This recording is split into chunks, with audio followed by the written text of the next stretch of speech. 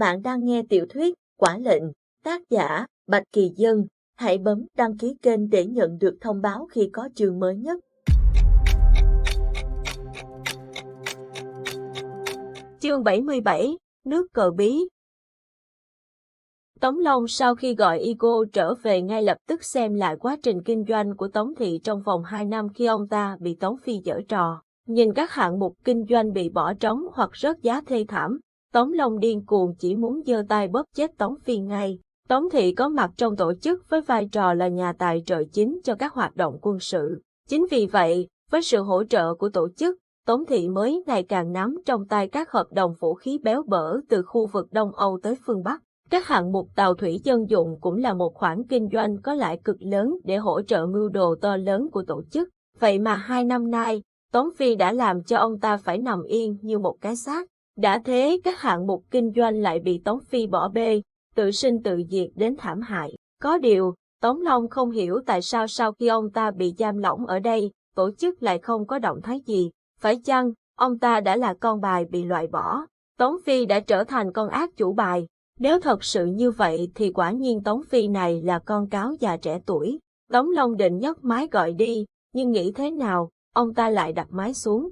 Lý Quần Phương xin gặp, Tống Long liền cho hắn vào. Ông chủ, tôi có điều muốn báo, nói đi. Lý Quần Phương chống nạn, cố gắng giữ bình tĩnh, nhưng chân vẫn còn run rẩy. Lô chiếc chuyển tới quân đội theo hợp đồng 236, vừa bị cướp mất rồi. Tống Long nghe xong đứng bật dậy. Hợp đồng 236 là hợp đồng khó nhằn nhất mà tổ chức tận dụng mọi quan hệ để lấy được, cũng đã lao tâm cổ tướng nghiên cứu triển khai suốt 3 năm, vậy mà lô đầu tiên cũng bị cướp mất.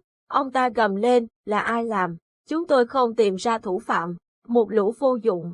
Quân đội hiện có động thái gì khi chúng ta chưa giao hàng tới? Không có động thái gì, tôi đã cho người đi nghe ngóng tin tức, để kịp cho thử nghiệm lần này. Quân đội đã giao dịch mua từ đối tác khác. Không thể nào, đây là lô hàng đặc biệt chỉ chúng ta mới có công thức chế tạo. Tôi nghe đồn, đó chính là số chip mà chúng ta đã bị đánh cướp. Lý Quần Phương lắp bắp nói, còn có kẻ dám đánh cắp hàng của Tống Thị rồi bán đi sao? Vậy mà quân đội cũng chấp nhận.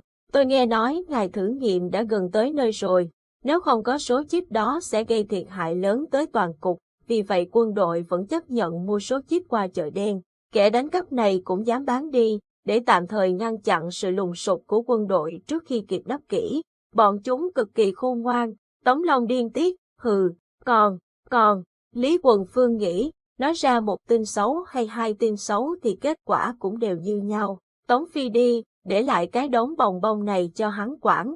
Giờ tên kia còn tắt liên lạc, hoàn toàn không gọi được. Lý Quần Phương nuốt khan một cái, rồi nói tiếp, toàn bộ tàu thủy dân dụng nằm trên sông Tử Hà, Đại Hà, Lưu Hà, Thanh Vân, đều đang bị đòi phí lưu hành, ngỗng phí rất cao. Nếu không trả trong tháng này, lập tức phải thu hồi toàn bộ. Vì sao lại có chuyện phi lý như vậy? Tập đoàn Lâm Thị vừa mua toàn bộ mặt nước trên các sông này. Toàn bộ luôn ạ? Hả? Ngươi nói cái gì? Mua toàn bộ mặt nước ư? Phải. Tống Long quay số, gào lên trong điện thoại. Igo, cậu đến phòng tôi ngay. Chỉ 1 phút sau đã thấy Igo cầm laptop bước vào.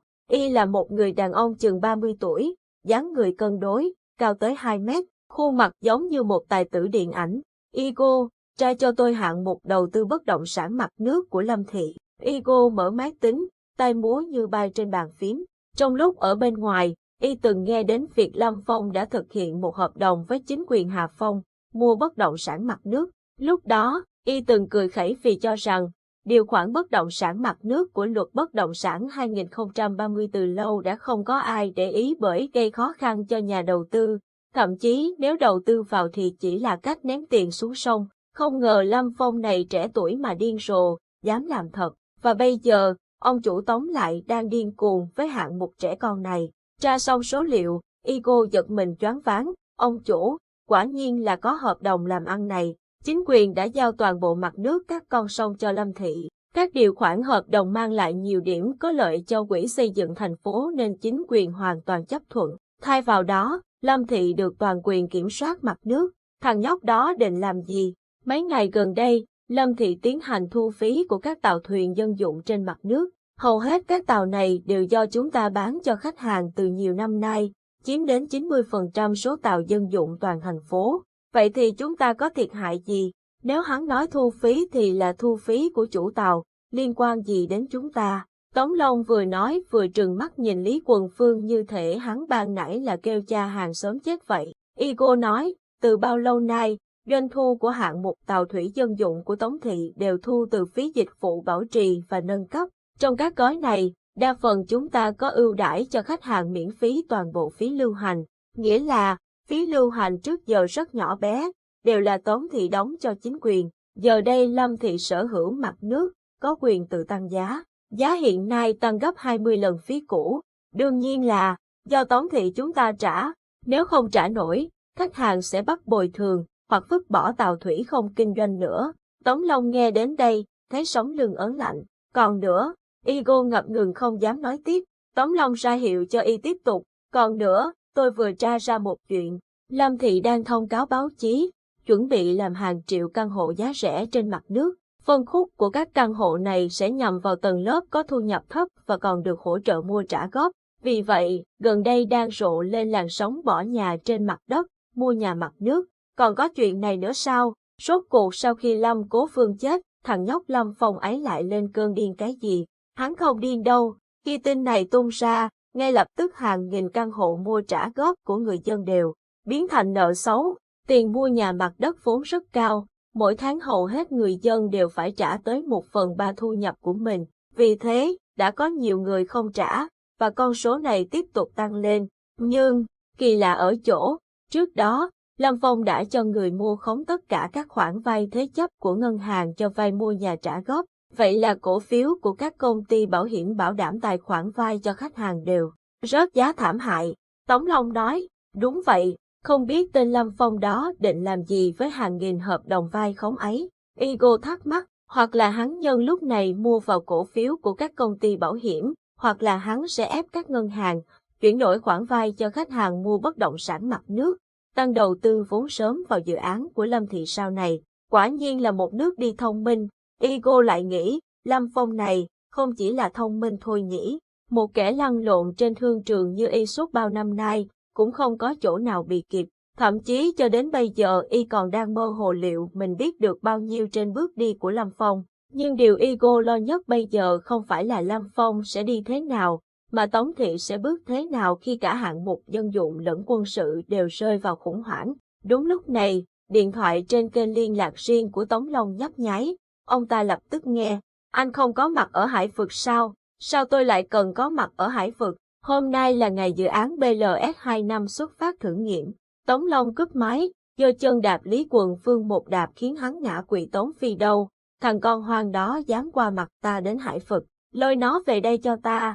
Lý Quần Phương lồm cồm chống nạn bò dậy chạy ra cửa. Igo bình tĩnh nhìn Tống Long, khẽ nhắc nhở, có chuyện gì thì từ từ giải quyết, ngài vừa mới tỉnh lại, không nên kích động. Tống Long lúc này mới quay sang nhìn Igo chằm chằm. Đôi mắt của ông ta sáng quắc và đầy nham hiểm, chỉ có người đã quen với mặt tối này của ông ta mới có thể nhìn thấy. Trước giới kinh doanh hoặc ngoại giao, Tống Long là hình tượng doanh nhân người hâm mộ. Trong lúc tôi gặp nạn, cậu ở đâu, hả Igo? Tống Long đã sáp đến thật gần, túm lấy cổ áo Igo, khuôn mặt trung niên xanh xao nhưng không mất đi vẻ góc cạnh, sắc sảo lại như một thứ có thể bức bách Igo đến đổ mồ hôi. Giọng ông ta trầm thấp nhưng lại đầy sắc nhọn và uy hiếp. Igo im lặng, đợi cho Tống Long buông tay, y mới nói, tôi đã cố duy trì việc kinh doanh của Tống Thị trong suốt 1 năm, nhưng Tống Phi tìm mọi cách đẩy tôi đi. Sau này, khi đã ra ngoài, cậu ta vẫn còn cho người giám sát khiến tôi không có cách nào tiếp cận trong chừng ngày. Tôi thực sự xin lỗi, thật may, ngài đã trở lại rồi. Tống Long nghe Igo nói thế, liền dịu lại.